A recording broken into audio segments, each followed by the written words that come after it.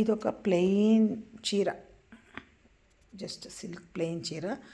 దీన్ని చూడండి, only plain చీరకి ఇదంతా కూడా పెన్సిల్ తోటి ఫ్రీ హ్యాండ్తో గీసింది. చూడండి ఇదంతా మొత్తం చీర అంతా కూడా ఎంత 6.5 మీటర్స్ ఉంటే 6.5 మీటర్స్. చూసారా, మొత్తం చీర మొత్తం అంచంతా వేయాలన్నమాట. ఇప్పుడు కింద పైన కూడా, ఇదంతా కింద, పైన కూడా అంతే. మనం కట్టుకుంటాం కదా, పళ్ళు వచ్చేంతవరకు మొత్తం కట్టుకొని ఇదంతా. ఇది గీయటానికే నీకు 1.5 hour 2 hours పట్టుద్ది ఫ్రీ హ్యాండ్ తోటి. దానికి ఇంకా ఫ్రేమ్ పెట్టుకొని ఈ విధంగా ఫస్ట్ లైన్ బార్డర్స్ ఇలా వేసుకొని దీన్ని మళ్ళీ ఇదిగో ఇలాగ మొత్తం ఫైనల్గా వచ్చేటప్పటికి ఈ విధంగా వస్తుంది అన్నమాట. చూడండి, ఇది ప్లెయిన్ చీరకి పళ్ళు కూడా ప్లెయినే.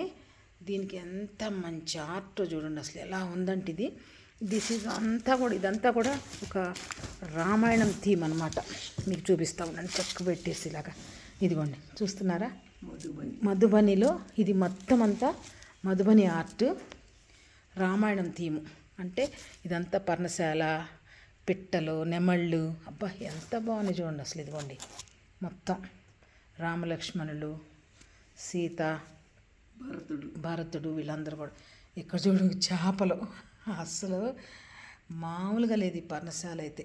అబ్బా చెట్లు ఎంత వనంలో ఉన్నట్టే ఉంది చూడండి. ఇదంతా ఎంత అందంగా ఉన్నాయి అసలు ఆర్ట్. అందుకే అంటారు art is long, life is short అనేసి. చూడండి, ఎప్పటికైనా ఇది ఎక్కడికైనా ఎన్ని సంవత్సరాలు నిలిచిపోయే ఉంటుంది. ఒక బ్యూటిఫుల్ ఆర్ట్లా ఉంది చీర మీద. ఎంత అందంగా ఉంది అసలు చూడటానికి, కలర్ కాంబినేషన్ కానీ వావ్ సూపర్. అసలు ఆర్ట్ అంటే ఇది మొత్తం చీర అంతా అయిపోయినాక ఎంత అందంగా ఉంటుందో చూడండి. ఒక ప్లెయిన్ దానికి ఎంత అందమైన ఆర్ట్లు చేసి దిద్దింది ఎవరు అనుకుంటున్నారు? శోభ చేతిలో పనితనం ఇదంతా కూడా. శోభ తలుచుకుందంటే ఒక ప్లెయిన్ చీరని ఒక మధుబని ఆర్ట్స్ తోటి ఒక పర్ణశాల చేయగలుగుతుంది, ఒక జపనీస్ అమెరికన్ అమ్మాయిలు చేయగలుగుతుంది, ఇంకా కావాలంటే ఇంకేదైనా మష్రూమ్స్ చేయగలిగిద్ది. ఎన్ని రకాల ఆర్ట్లు అంటే అన్ని రకాలు ఆ అమ్మాయి చేతులు ఇలా ఇమిడిపోతాయి అన్నమాట. ఎంత బాగా చేస్తావు, great Shobha, super. Thank you. ఈ ఆర్ట్ గురించి నువ్వు ఇంకేమైనా చెప్పగలుగుతావా? ఇది యాక్చువల్లీ గుజరాత్ అండ్ బీహార్ది ఫోక్ ఆర్ట్. మధుబని అంటారు, బీహార్లోనేమో మిథిలా ఆర్ట్ అని కూడా అంటారు. దీని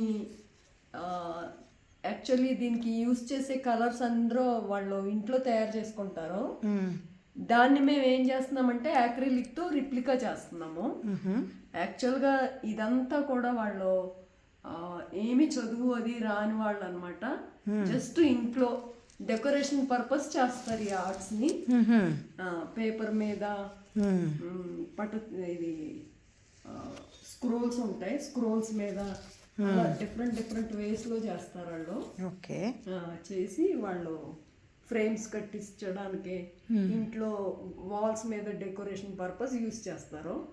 అయితే ఇప్పుడు ఈ మధ్య ఫోక్ ఆర్ట్స్, ట్రెడిషనల్ ఆర్ట్స్ బాగా పాపులర్ అయ్యి పిచ్వాయి, పటచిత్ర, గోంద్, కాళీఘాట్ ఇలా డిఫరెంట్ ఆర్ట్ ఫామ్స్ చాలా ఉన్నాయి ఇండియాలో.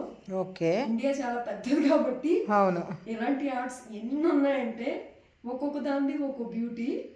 దీంట్లో ఏంటంటే కంప్లీట్ లైన్స్ ఎక్కువ యూజ్ చేస్తారు. లైన్స్, అవుట్ లైన్, ఇక్కడ షేడింగ్ అది ఏముండదు, లైన్స్ తోటే అన్ని ఫిల్ చేస్తూ ఉంటారు. లైక్ ఇలాగ అన్నమాట, లైన్స్ ఎక్కడ చూసినా లైన్స్, ఎక్కడ చూసినా మీకు లైన్స్ ఫిల్ చేయడం అంటే ఉండదు, ఇలా లైన్స్. అచ్చా, ఇప్పుడు ఇది ఉన్నది ఈ బ్యాక్గ్రౌండ్ మీద లైన్స్ బాగోవని నేను వైట్ బ్యాక్గ్రౌండ్ ఇచ్చి దాని మీద లైన్స్. ఇంత అందమైన కలర్ కాంబినేషన్ కూడా నువ్వు ఎంత ఎలా చేయగలుగుతావు? ఏంటంటే మనకి ఎగ్జాక్ట్ నీట్ ఫినిషింగ్ రావాలంటే ఒక్కోసారి మనకి 2-3 లేయర్స్ వేయాలి. ఫస్ట్ ఇలా వేసాక తర్వాత ఇలాగా ప్లస్ ఇలా చేశాక లాస్ట్లో అవుట్ లైనింగ్ వస్తుంది. సో 3 steps వెళ్ళాలి ఇప్పుడు నేను ఇదంతా. ఫస్ట్ బేస్ శారీ మొత్తం కూడా 3 steps చేయాలి. అప్పుడు కానీ దీని అవుట్లుక్ ఇలా రాదన్నమాట. చూసే వాళ్ళకి ఏంటంటే ఏదో సింపుల్ ఆర్ట్ లాగా ఉంటుంది.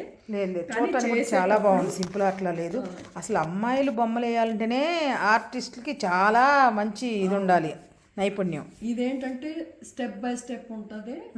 ఆ స్టెప్ బై స్టెప్ మనం చేస్తేనే దాని లుక్ వస్తుంది. కరెక్ట్. యాక్చువల్లీ ఇప్పుడు ఏంటంటే చాలా మందికి ఆర్ట్ వాల్యూ తెలిస్తే మనం ఇంకాస్త దీన్ని డెప్త్కి వెళ్ళి ఇంకా బాగా చేయొచ్చు డిజైనింగ్. ఇప్పుడు ఇది ఉందే, దీని తర్వాత ఈ గ్యాప్ ఉంది, ఈ గ్యాప్ లో నేను ఇదే డిజైన్ వేయొచ్చు ఇంత చిన్నగా.